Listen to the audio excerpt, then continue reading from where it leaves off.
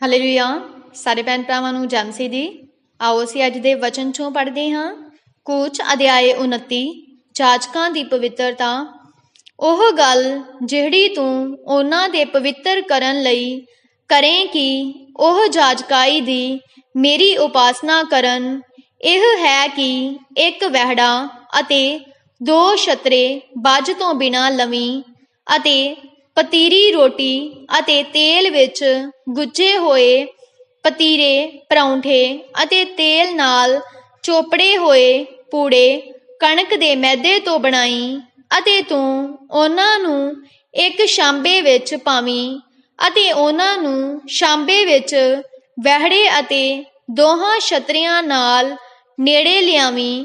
ਹਾਰੂਨ ਅਤੇ ਉਸ ਦੇ ਪੁੱਤਰਾਂ ਨੂੰ ਮੰਡਲੀ ਦੇ ਤੰਬੂ ਦੇ ਦਰਵਾਜ਼ੇ ਦੇ ਨੇੜੇ ਲਿਆਈ ਅਤੇ ਉਹਨਾਂ ਨੂੰ ਪਾਣੀ ਨਾਲ ਨੁਲਹਾਈ।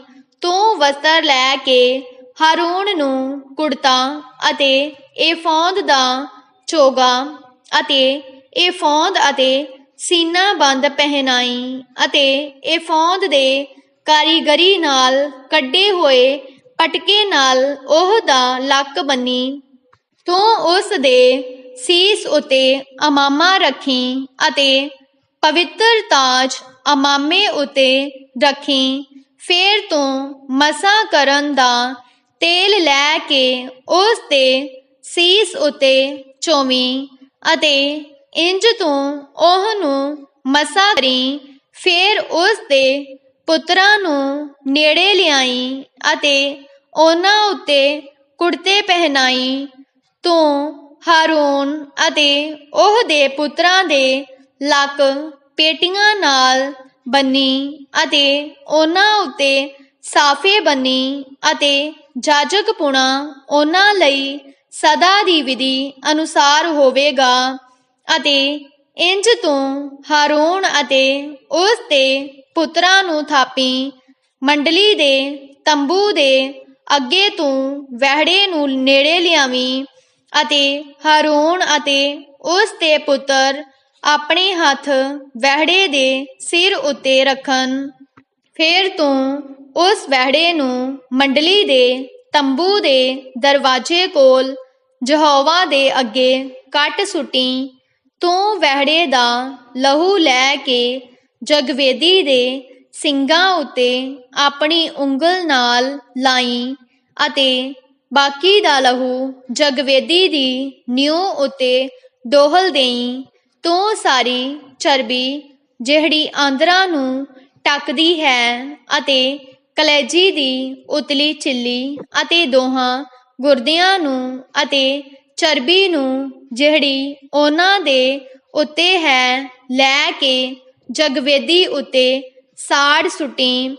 ਪਰ ਵਹਿੜੇ ਦਾ ਮਾਸ ਅਤੇ ਉਸ ਦਾ ਚਮ ਅਤੇ ਗੋਹਾ ਤੂੰ ਡੇਰੇ ਤੋਂ ਬਾਹਰ ਅੱਗ ਨਾਲ ਸਾੜ ਦੇਈਂ। ਇਹ ਪਾਪ ਦੀ ਬਲੀ ਹੈ। ਤੂੰ ਇੱਕ ਛਤਰਾ ਲਵੀਂ ਅਤੇ ਹਾਰੂਨ ਅਤੇ ਉਸ ਦੇ ਪੁੱਤਰ ਆਪਣੇ ਹੱਥ ਛਤਰੇ ਦੇ ਸਿਰ ਉੱਤੇ ਰੱਖਣ। ਤੂੰ ਉਸ ਛਤਰੇ ਨੂੰ ਕੱਟ ਸੁੱਟੀਂ ਅਤੇ ਉਸ ਦਾ ਲਹੂ ਲੈ ਕੇ ਜਗਵੇਦੀ ਉੱਤੇ ਆਲੇ ਦੁਆਲੇ ਛਿੜਕ ਦੇਈਂ। ਫੇਰ ਤੂੰ ਉਸ ਛਤਰੇ ਨੂੰ ਟੋਟੇ ਟੋਟੇ ਕਰੀਂ ਅਤੇ ਉਸ ਦੀਆਂ ਆਂਦਰਾਂ ਅਤੇ ਉਸ ਦੀਆਂ ਲੱਤਾਂ ਧੋ ਕੇ ਉਹਨਾਂ ਨੂੰ ਉਸ ਦੀਆਂ ਟੋਟਿਆਂ ਅਤੇ ਸਿਰ ਉੱਤੇ ਰੱਖੀਂ।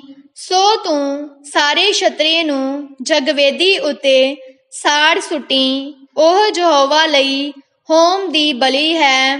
ਇਹ ਇੱਕ ਸੁਗੰਧਤਾ ਹੈ। ਇਹ ਯਹੋਵਾ ਲਈ ਅੱਗ ਦੀ ਭੇਟ ਹੈ। ਤੂੰ ਦੂਜਾ ਛਤਰਾ ਲਈਂ ਅਤੇ ਹਾਰੂਨ ਅਤੇ ਉਸ ਦੇ ਪੁੱਤਰ ਆਪਣੇ ਹੱਥ ਉਸ ਛਤਰੇ ਦੇ ਸਿਰ ਉੱਤੇ ਰੱਖਣ। ਤੂੰ ਉਸ ਛਤਰੇ ਨੂੰ ਕੱਟ ਸੁੱਟੀਂ ਅਤੇ ਉਸ ਦੇ ਲਹੂ ਵਿੱਚੋਂ ਲੈ ਕੇ ਹਾਰੂਨ ਦੇ ਸੱਜੇ ਕੰਨ ਦੀ ਪਾਪੜੀ ਉੱਤੇ ਅਤੇ ਉਸ ਦੇ ਪੁੱਤਰਾਂ ਦੇ ਸੱਜੇ ਕੰਨਾਂ ਦੀਆਂ ਪਾਪੜੀਆਂ ਉੱਤੇ ਅਤੇ ਉਹਨਾਂ ਦੇ ਸੱਜੇ ਹੱਥਾਂ ਦੇ ਅੰਗੂਠਿਆਂ ਉੱਤੇ ਅਤੇ ਉਹਨਾਂ ਦੇ ਸੱਜੇ ਪੈਰਾਂ ਦੇ ਅੰਗੂਠਿਆਂ ਉੱਤੇ ਲਾਈ ਅਤੇ ਤੂੰ ਲਹੂ ਜਗਵੇਦੀ ਦੇ ਉੱਤੇ ਆਲੇ ਦੁਆਲੇ ਛਿੜਕ ਦੇਈਂ। ਜਿਹੜਾ ਲਹੂ ਜਗਵੇਦੀ ਉੱਤੇ ਹੈ ਤੂੰ ਉਸ ਵਿੱਚੋਂ ਅਤੇ ਮਸਾ ਕਰਨ ਦੇ ਤੇਲ ਵਿੱਚੋਂ ਲੈ ਕੇ ਹਾਰੂਨ ਅਤੇ ਉਸ ਦੇ ਵਸਤਰ ਉੱਤੇ ਅਤੇ ਉਸ ਦੇ ਪੁੱਤਰਾਂ ਉੱਤੇ ਅਤੇ ਉਸ ਦੇ ਨਾਲ ਉਸ ਦੇ ਪੁੱਤਰਾਂ ਦੇ ਵਸਤਰਾਂ ਉੱਤੇ ਛਿੜਕੀ ਅਤੇ ਇੰਜ ਉਹ ਅਤੇ ਉਸ ਦਾ ਵਸਤਰ ਅਤੇ ਉਸ ਦੇ ਪੁੱਤਰ ਅਤੇ ਉਸ ਦੇ ਨਾਲ ਉਸ ਦੇ ਪੁੱਤਰਾਂ ਦੇ ਵਸਤਰ ਪਵਿੱਤਰ ਕੀਤੇ ਜਾਣ। ਤੂੰ ਛਤਰੇ ਦੀ ਚਰਬੀ ਅਤੇ ਉਸ ਦੀ ਚੱਕੀ ਅਤੇ ਚਰਬੀ ਜਿਹੜੀ ਆਂਦਰਾਂ ਨੂੰ ਟੱਕਦੀ ਹੈ ਅਤੇ ਕਲੇਜੀ ਦੀ ਉਤਲੀ ਛਿੱਲੀ ਅਤੇ ਦੋਨੋਂ ਗੁਰਦੇ ਨਾਲ ਉਹ ਚਰਬੀ ਜਿਹੜੀ ਉਹਨਾਂ ਦੇ ਉੱਤੇ ਹੈ ਅਤੇ ਸੱਜਾ ਪੱਟ ਲਈ, ਕਿਉਂਕਿ ਉਹ ਛਤਰਾ ਥਾਪਣਾ ਦਾ ਹੈ। ਤੂੰ ਇੱਕ ਰੋਟੀ, ਇੱਕ ਪਰੌਂਠਾ, ਇੱਕ ਪੂੜਾ ਉਸ ਪਤੀਰੀ ਰੋਟੀ ਦੇ ਛਾਂਬੇ ਵਿੱਚੋਂ ਜਿਹੜੀ ਯਹੋਵਾ ਦੇ ਸਨਮੁਖ ਹੈ ਲਈ। ਤੂੰ ਸਭਨਾ ਨੂੰ ਹਾਰੂਨ ਦੀਆਂ ਹਥੇਲੀਆਂ ਉੱਤੇ ਅਤੇ ਉਸ ਦੇ ਪੁੱਤਰਾਂ ਦੀ ਹਥੇਲੀਆਂ ਉੱਤੇ ਰੱਖੀ ਅਤੇ ਤੂੰ ਉਹਨਾਂ ਨੂੰ ਹਿਲਾਉਣ ਦੀ ਭੇਟ ਯਹੋਵਾ ਲਈ ਹਿਲਾਵੀਂ। ਫਿਰ ਤੂੰ ਉਹਨਾਂ ਨੂੰ ਉਹਨਾਂ ਦੇ ਹੱਥੋਂ ਲੈ ਕੇ ਜਗਵੇਦੀ ਉੱਤੇ ਹੋਮ ਦੀ ਬਲੀ ਉੱਤੇ ਸਾੜ ਦੇਈਂ। ਇਹ ਯਹੋਵਾ ਦੇ ਅੱਗੇ ਸੁਗੰਧਤਾ ਹੈ ਅਤੇ ਯਹੋਵਾ ਲਈ ਇੱਕ ਅੱਗ ਦੀ ਭੇਟ ਹੈ।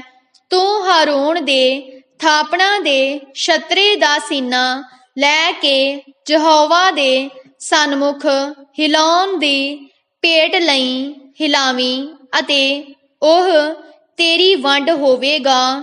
ਤੂੰ ਹਿਲਾਉਣ ਦੀ ਭੇਟ ਦਾ ਸੀਨਾ ਅਤੇ ਚੁੱਕਣ ਦੀ ਭੇਟ ਦਾ ਪੱਟ ਜਿਹੜਾ ਹਿਲਾਇਆ ਜਾਵੇ ਅਤੇ ਜਿਹੜਾ ਚੁੱਕਿਆ ਜਾਵੇ, ਹਾਰੂਨ ਅਤੇ ਉਸ ਦੇ ਪੁੱਤਰਾਂ ਦੇ ਥਾਪਣਾ ਦੇ ਛਤਰੇ ਤੋਂ ਪਵਿੱਤਰ ਕਰੀ।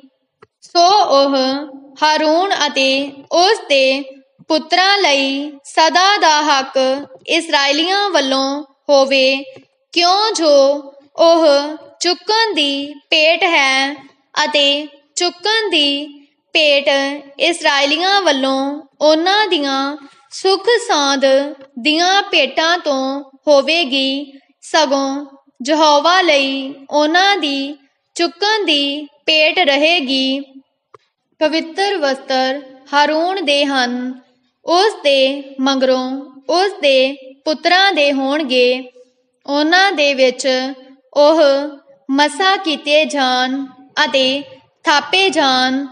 7 ਦਿਨ ਜਿਹੜਾ ਪੁੱਤਰ ਉਸ ਦੀ ਥਾਂ ਜਾਜਕ ਹੋਵੇ, ਉਹ ਉਹਨਾਂ ਨੂੰ ਜਦ ਉਹ ਮੰਡਲੀ ਦੇ ਤੰਬੂ ਨੂੰ ਪਵਿੱਤਰ ਸਥਾਨ ਵਿੱਚ ਉਪਾਸਨਾ ਲਈ ਜਾਵੇ ਪਹਿਨੇ। ਤੂੰ ਥਾਪਣਾ ਦੇ ਛਤਰੇ ਨੂੰ ਲੈ ਕੇ ਉਸ ਦਾ ਮਾਸ ਇੱਕ ਪਵਿੱਤਰ ਸਥਾਨ ਵਿੱਚ ਉਬਾਲੀ ਅਤੇ ਹਾਰੂਨ ਅਤੇ ਉਸ ਦੇ ਪੁੱਤਰ ਛਤਰੇ ਦਾ ਮਾਸ ਅਤੇ ਰੋਟੀ ਜਿਹੜੀ ਉਸ ਛਾਂਬੇ ਵਿੱਚ ਹੈ ਮੰਡਲੀ ਦੇ ਤੰਬੂ ਦੇ ਦਰਵਾਜ਼ੇ ਕੋਲ ਖਾਣ। ਉਹ ਉਹਨਾਂ ਵਸਤਾਂ ਨੂੰ ਖਾਣ ਜਿਨ੍ਹਾਂ ਨਾਲ ਪ੍ਰਾਸ਼ਚਿਤ ਕੀਤਾ ਗਿਆ, ਤਾਂ ਜੋ ਉਹ ਥਾਪੇ ਅਤੇ ਪਵਿੱਤਰ ਕੀਤੇ ਜਾਣ, ਪਰ ਕੋਈ ਓਪਰਾ ਉਸ ਤੋਂ ਨਾ ਖਾਵੇ, ਕਿਉਂ ਜੋ ਉਹ ਪਵਿੱਤਰ ਹਨ। ਅਤੇ ਜੇ ਕਦੀ ਥਾਪਣਾ ਦੇ ਮਾਸ ਤੋਂ ਅਥਵਾ ਰੋਟੀ ਤੋਂ ਸਵੇਰ ਤੀਕ ਕੁਝ ਬਾਕੀ ਰਹੇ, ਤਾਂ ਤੂੰ ਉਸ ਬਚਤ ਨੂੰ ਅੱਗ ਵਿੱਚ ਸਾੜ ਸੁੱਟੀ। ਉਹ ਖਾਧਾ ਨਾ ਜਾਵੇ, ਕਿਉਂ ਜੋ ਉਹ ਪਵਿੱਤਰ ਹੈ। ਸੋ ਤੂੰ ਹਾਰੂਨ ਅਤੇ ਉਸ ਦੇ ਪੁੱਤਰਾਂ ਲਈ ਓਦਾਂ ਹੀ ਕਰੀਂ ਜਿੱਦਾਂ ਮੈਂ ਤੈਨੂੰ ਹੁਕਮ ਦਿੱਤਾ ਹੈ। 7 ਦਿਨ ਤੀਕ ਤੂੰ ਉਹਨਾਂ ਦੀ ਥਾਪਣਾ ਕਰੀਂ। ਪਾਪ ਦੀ ਭੇਟ ਦਾ ਵਹਿੜਾ ਨਿਤ ਪ੍ਰਾਸ਼ਚਿਤ ਲਈ ਤੂੰ ਚੜਾਈਂ ਅਤੇ ਤੂੰ ਜਗਵੇਦੀ ਨੂੰ ਸ਼ੁੱਧ ਕਰੀਂ। ਜਦ ਤੂੰ ਉਸ ਲਈ ਪ੍ਰਾਸ਼ਚਿਤ ਕਰੇ ਤੂੰ ਉਹਨੂੰ ਪਵਿੱਤਰ ਕਰਨ ਲਈ ਤੇਲ ਚੋਵੀਂ। 7 ਦਿਨ ਤੀਕ ਤੂੰ ਜਗਵੇਦੀ ਲਈ ਪ੍ਰਾਸ਼ਚਿਤ ਕਰਕੇ ਉਹਨੂੰ ਪਵਿੱਤਰ ਕਰੀਂ। ਸੋ ਉਹ ਜਗਵੇਦੀ ਅਤ ਪਵਿੱਤਰ ਹੋਵੇਗੀ ਅਤੇ ਜਿਹੜਾ ਜਗਵੇਦੀ ਨੂੰ ਛੂਹੇ ਉਹ ਪਵਿੱਤਰ ਹੋਵੇਗਾ। ਉਹ ਜਿਹੜਾ ਤੂੰ ਜਗਵੇਦੀ ਉੱਤੇ ਚੜਾਉਣਾ ਹੈ ਸੋ ਇਹ ਹੈ, ਇੱਕ ਵਰੇ ਦੇ 2 ਲੇਲੇ ਨਿਤ ਨਿਤ ਸਦਾ ਲਈ। ਇੱਕ ਲੇਲਾ ਤੂੰ ਸਵੇਰ ਨੂੰ ਚੜਾਵੀਂ ਅਤੇ ਦੂਜਾ ਲੇਲਾ ਤੂੰ ਸ਼ਾਮਾਂ ਨੂੰ ਚੜਾਵੀਂ। ਅਤੇ ਇੱਕ ਲੇਲਾ ਨਾਲ ਏਫਾਂ ਦੀ 10 ਮੈਦਾ ਖਾਲਸ ਤੇਲ ਦੇ ਹੀਣ ਦੀ ਚੌਥਾਈ ਵਿੱਚ ਮਿਲਿਆ ਹੋਇਆ ਅਤੇ ਮੱਧ ਦੇ ਹੀਣ ਦੀ ਚੌਥਾਈ ਪੀਣ ਦੀ ਭੇਟ ਲਈ ਚੜਾਵੀਂ। ਤਾਂ ਤੂੰ ਦੂਜਾ ਲੇਲਾ ਸ਼ਾਮਾਂ ਦੇ ਵੇਲੇ ਚੜਾਵੀਂ ਅਤੇ ਉਸ ਦੇ ਨਾਲ ਸਵੇਰ ਦੇ ਮੈਦੇ ਦੀ ਭੇਟ ਅਨੁਸਾਰ ਅਤੇ ਉਸ ਦੀ ਪੀਣ ਦੀ ਭੇਟ ਦੇ ਅਨੁਸਾਰ ਯਹੋਵਾ ਲਈ ਸੁਗੰਧਤਾ ਦੀ ਇੱਕ ਅੱਗ ਦੀ ਭੇਟ ਚੜਾਵੀਂ। ਇਹ ਸਦਾ ਲਈ ਤੁਹਾਡੀਆਂ ਪੀੜ੍ਹੀਆਂ ਵਿੱਚ ਹੋਮ ਦੀ ਭੇਟ ਹੋਵੇ। ਮੰਡਲੀ ਦੇ ਤੰਬੂ ਦੇ ਦਰਵਾਜ਼ੇ ਕੋਲ ਯਹੋਵਾ ਦੇ ਸਨਮੁਖ, ਜਿੱਥੇ ਮੈਂ ਤੇਰੇ ਨਾਲ ਗੱਲ ਕਰਨ ਲਈ ਮਿਲਾਂਗਾ ਅਤੇ ਉੱਥੇ ਮੈਂ ਇਸਰਾਏਲੀਆਂ ਨਾਲ ਮਿਲਾਂਗਾ ਅਤੇ ਉਹ ਤੰਬੂ ਮੇਰੇ ਪ੍ਰਤਾਪ ਨਾਲ ਪਵਿੱਤਰ ਕੀਤਾ ਜਾਵੇਗਾ। ਮੈਂ ਮੰਡਲੀ ਦੇ ਤੰਬੂ ਨੂੰ ਅਤੇ ਜਗਵੇਦੀ ਨੂੰ ਪਵਿੱਤਰ ਕਰਾਂਗਾ। ਨਾਲੇ ਮੈਂ ਹਾਰੂਨ ਅਤੇ ਉਸ ਦੇ ਪੁੱਤਰਾਂ ਨੂੰ ਆਪਣੀ ਜਾਜਕਾਈ ਦੀ ਉਪਾਸਨਾ ਲਈ ਪਵਿੱਤਰ ਕਰਾਂਗਾ ਅਤੇ ਮੈਂ ਇਸਰਾਏਲ ਦੇ ਵਿਚਕਾਰ ਵਸਾਂਗਾ ਅਤੇ ਉਹਨਾਂ ਦਾ ਪਰਮੇਸ਼ਵਰ ਹੋਵਾਂਗਾ। ਤਾਂ ਉਹ ਜਾਣਨਗੇ ਕਿ ਮੈਂ ਯਹੋਵਾ ਉਹਨਾਂ ਦਾ ਪਰਮੇਸ਼ਵਰ ਹਾਂ, ਜਿਸ ਉਹਨਾਂ ਨੂੰ ਮਿਸਰ ਦੇਸ਼ ਤੋਂ ਕੱਢ ਲਿਆਂਦਾ, ਤਾਂ ਜੋ ਮੈਂ ਉਹਨਾਂ ਦੇ ਵਿਚਕਾਰ ਵਸਾਂ। ਮੈਂ ਯਹੋਵਾ ਉਹਨਾਂ ਦਾ ਪਰਮੇਸ਼ਵਰ ਹਾਂ। ਆਮੇਨ।